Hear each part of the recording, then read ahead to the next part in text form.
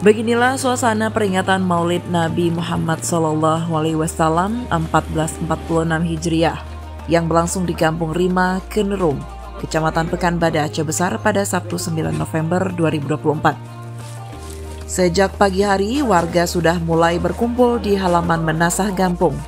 Mereka bersemangat mempersiapkan hidangan khas Aceh, yaitu kuah belangong yang dimasak secara bergotong royong.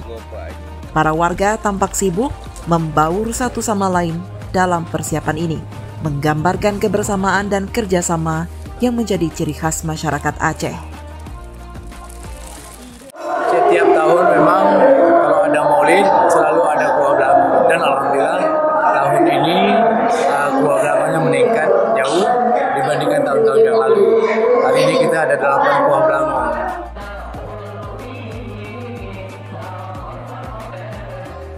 Siang harinya, kemeriahan dilanjutkan persiapan hidangan yang seluruhnya berasal dari swadaya warga. Dengan iringan suara zikir, warga saling berbagi peran dan saling mendukung demi suksesnya perayaan Maulid Nabi di kampung mereka. Kecik Kampung Rima, Kenerum, M. Yusuf Gulo, menjelaskan bahwa ada 8 porsi kuah belangong yang disiapkan. Dari 8 porsi ini, 6 dialokasikan untuk seluruh warga kampung, dan 2 lainnya disajikan di Menasah untuk tamu dari 7 kampung tetangga, muspika, serta sejumlah tamu undangan lainnya.